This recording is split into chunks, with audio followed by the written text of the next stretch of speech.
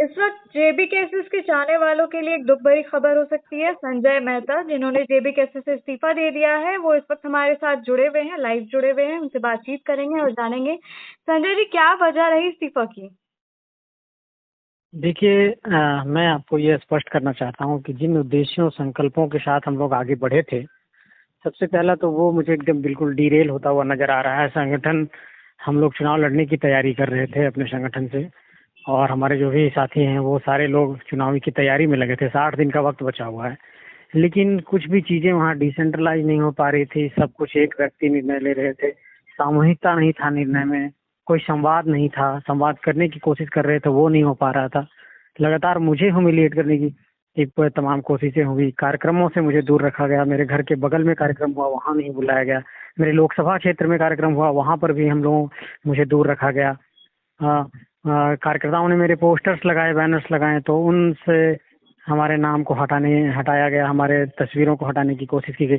तो इस तरह की चीजें लगातार हुई, लगातार अपमानित करने, ह्यूमिलिएट करने की लगातार कोशिशें हुई, जिससे मन बहुत आहत हुआ। और जो प्राथमिक उद्देश्य है झारखंड को बदलने का, झारखंड में नीतियों के आधार पर समाधान करने का, वो बहुत प्रभावित होता। मुझे लग रहा था कि वो मतलब जिन उद्देश्यों के साथ निकला था, ऐसा लग रहा था कि कहीं झारखंड की जनता के साथ हम लोग छल ना कर दें। तो बहुत आहत था मैं। जब आपने ये फैसला लिया था, ये कदम उठाया था, उससे पहले आपने बात करने की कोशिश की थी अपनी सुप्रीमो से? जी जी, लगातार मैं 1 डेढ़ महीने से कोशिश कर रहा हूँ, लेकिन उनसे संपर्क नहीं हो पा रहा। मैंने मैसेज भी किया था उनको, हम्म। और हमारे लोगों ने भी उनसे बातचीत की थी कि हम लोग बैठना चाहते हैं, मिलना चाहते हैं, लेकिन वो मिलने के लिए तैयार नहीं हुए, बैठने के लिए तैयार नहीं हुए। तो अंततः ये निर्णय लेना पड़ा। संजय जी, इतना ये कांटेक्ट को लेकर के इतना प्रॉब्लम क्यों है आप लोग के बीच में? क्योंकि इससे पहले जब मनोज दा का इंटरव्यू हमने किया था, वो भी कह रहे थे कि बातचीत नहीं हो पा रही है। जब आपके अलावा भी कुछ लोगों से हमने बातचीत की थी, देवेंद्र जी से भी बातचीत की थी, उन्होंने भी कहा था कि बातचीत नहीं हो पा रही है। तो ये बातचीत अगर अभी नहीं हो पा रही है, तो आगे तो फिर ये बड़ी दिक्कत और बड़ी समस्या ला सकती है। यही तो, अगर अगर संजय मेहता गलत है, ठीक है, मैं मान लिया मैं गलत हूँ, लेकिन अन्य साथियों से क्यों नहीं बातचीत हो पा रही? मेरे जैसे जो अन्य साथी हैं, मुझे शिकायत इस बात से है, ठीक है, आप मुझे अपमानित कर दिए, कोई बात नहीं। आप मुझसे बात कर रहे हैं, कोई बात नहीं, बात कर रहे हैं, कोई बात नहीं। अन्य साथियों से क्यों नहीं बात हो पा रही? अन्य साथियों को क्यों इस तरीके से अपमानित किया जा रहा है? आप कह देते हैं किसी की कोई पहचान नहीं थी, सब कुछ मेरे कारण है। तो आप अपने ही साथी को नीचा दिखा रहे हैं ना संगठन के अंदर। आप बार बार ये कहते हैं कि किसी ने कुछ नहीं किया है। मैंने संगठन की इतनी सारी सभाएं कराई, आप तो खुद कवर करने आए थे चौपारण में। जी। चौपारण में जेबी केसेस का कोई प्रेजेंस नहीं था, लेकिन वहां पर तो जो भी संगठन की गतिविधियां हुई, वहां पर हमने बड़ी सभा कराई, वो तो हमने ही कराई थी। जी जी। ये कैसे कह सकते हैं? जिस वक्त पार्टी गठन हुआ था, आप लोगों ने मिलकर पार्टी गठन किया था। जो लड़ाई लड़ी थी, आप लोगों ने एक साथ लड़ा था। लेकिन एक जो चेहरा जिसने परचम लहराया, वो जयराम महतो का रहा था। आप लोगों ने साथ मिल करके उनको सुप्रीमो बनाया था उस वक्त। जी जी, ये बलियापुर के अधिवेशन में हम लोगों ने उनको अध्यक्ष चुना था। तो अभी क्या लग रहा है, सुप्रीमो चाह रहे हैं कि वो सुप्रीमो रहे और उनके पीछे, आगे पीछे जो लोग हैं, उनका नेतृत्व करता वो नजर? नहीं, हम लोग तो कर ही रहे थे वो चीज। सेकेंड लाइन की लीडरशिप को वो नहीं अगर उभरने देंगे तो फिर संगठन आगे कैसे बढ़ेगा? एकदम बिल्कुल वन मैन शो करना चाहते हैं, सब कुछ अपनी सुप्रीमेसी रखना चाहते हैं। आपने लोकसभा चुनाव लड़ा था, 1 लाख से ज्यादा मत भी लाया था, और संजय मेहता, जिन्होंने जेबी केसेस के गठन में एक अहम रोल निभाया था, उसके बाद ये बातें आ रही हैं कि विधानसभा चुनाव में आपके पसंद की सीट ना मिलने के कारण ऐसा कुछ हो रहा है।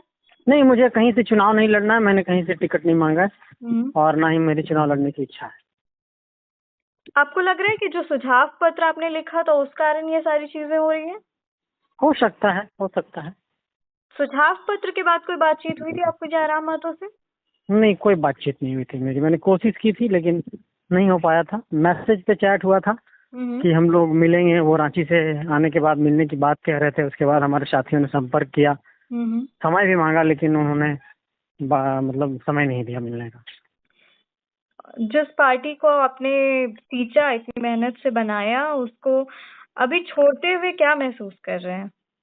दुख तो हो रहा है, भावुक हूँ थोड़ा।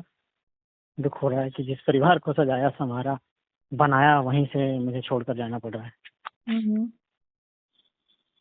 भविष्य को लेकर क्या सोच रहे हैं? चिंतन करूंगा फिलहाल अपने साथियों के साथ कि आगे क्या करना है, हम्म। और उसके बाद फिर आगे कोई निर्णय लूंगा। जेबी केसेस के किसी और अन्य साथी से बातचीत की है आपने? हाँ, कई साथियों ने फोन किया है मुझे। हम्म। उन्होंने कहा है कि आप इस पर पुनर्विचार करिए, हम्म। सोचिए। हम्म। तो अब आप क्या कहना चाहेंगे, क्योंकि जिस तरीके से आपके चाहने वाले हैं वो लोग हमसे सवाल कर रहे हैं और वो लोग जानना चाह रहे हैं कि संजय मेहता अगर इतना बड़ा कदम उठा रहे हैं तो कौन सी ऐसी बात है जो संजय मेहता को इतनी खल गई कि उनको इतना बड़ा कदम उठाना पड़ रहा है? देखिए सभा जी, मैं आपको ये बताना चाहता हूँ कि मैं भी एक ह्यूमन बीइंग हूँ ना, मेरी भी अपनी संवेदनाएं हैं, भावनाएं हैं। हम्म। और जिन लक्ष्यों और उद्देश्यों के साथ निकला था, अगर ये लगेगा कि हम उसको पूरा करने में असमर्थ हो रहे हैं, जी। असहज महसूस कर रहे हैं, जिस परिवार के आप सदस्य हैं वहीं पर आपको अपने ही प्लेटफॉर्म पर कार्यक्रमों से रोक दिया जा रहा है, आपको स्पीच देने से बार बार रोकने की कोशिश हो रही है, आपको मंच पर डिस्टर्ब किया जा रहा है, हम्म। आपके घर में कार्यक्रम हो रहा है, आपको नहीं बुलाया जा रहा है, आपके लोकसभा क्षेत्र में कार्यक्रम हो रहा है, आपको नहीं बुलाया जा रहा है, हम्म। तो आपको बार बार अपमानित किया जा रहा है, बार बार ये कहा जा रहा है कि उनकी कोई पहचान नहीं, सब कुछ मेरे कारण है। हम्म। तो आप बार बार अगर इस तरह की चीज को कहेंगे, उन्होंने संगठन के लिए कुछ नहीं किया है, इस तरह के बार बार आप ह्यूमिलिएट करेंगे लोगों को, तो वो कितना किसी को बर्दाश्त होगा। अभी कुछ समय पहले की बात है, आप लोगों ने झारखंड मांगे जयराम का आह्वान किया था जी, और आप वही उस तो मैं कह रहा जयराम में हूँ। तो एक साथ नजर आए थे, बिल्कुल हाथ में हाथ डाले हुए खड़े आप लोग नजर आए थे। ऐसा लग नहीं वह, रहा था कि पार्टी में आगे जाकर किसी तरह से फूट देखने को मिलेगा, फिर ये अचानक कैसे हो गया? वही तो मैं कहना चाहता हूँ कि झारखंड मांगी जयराम मैंने अभियान की शुरुआत की उनकी इमेज को बूस्ट अप करने के लिए, जी। और उल्टा मतलब मेरे ऊपर ही वॉर किया गया और मुझे ही उस अभियान को आगे बढ़ाने नहीं दिया गया। तो जब संगठन में हम संगठन के नेतृत्वकर्ता के लिए कुछ करने की कोशिश कर रहे हैं, हम्म। उसमें भी साजिशें और षड्यंत्र हो रही हैं, हम्म। तो आदमी इन परिस्थितियों में क्या करता। अच्छा संजय मतलब जी, आप बहुत नजदीक से समझ रहे होंगे वहाँ किस तरीके से काम होता है, संगठन में किस तरीके से फैसले किए जाते हैं। क्या आपको लगता है कि संगठन में जो फैसले लिए जाते हैं वो सुप्रीमो अपने तरफ से लेते हैं या उनके आसपास के लोग उनको सजेशन नहीं करते हैं? हाँ, मतलब डेमोक्रेसी नहीं है वहाँ पे। बातचीत के बाद निर्णय नहीं है, सब कुछ मतलब एक व्यक्ति निर्णय ले रहे हैं, बस उन निर्णयों को सिर्फ थोप दिया जा रहा है। अच्छा। हम्म। तो ये थे संजय मेहता, जिन्होंने जेएलकेएम या जेबीकेएस पार्टी से इस्तीफा दे दिया है। इसी मामले को और तह तक समझने के लिए और स्पष्टता तक पहुंचने के लिए हम जयराम महतो से भी जुड़ने की कोशिश करेंगे। अगली वीडियो तक के लिए जुड़े रहे इन्फो न्यूज़ भारत के साथ। तब तक संजय मेहता के इस फैसले को लेकर आप क्या सोचते हैं, हमें कमेंट बॉक्स के जरिए ज़रूर बताएं। Info news Bharat.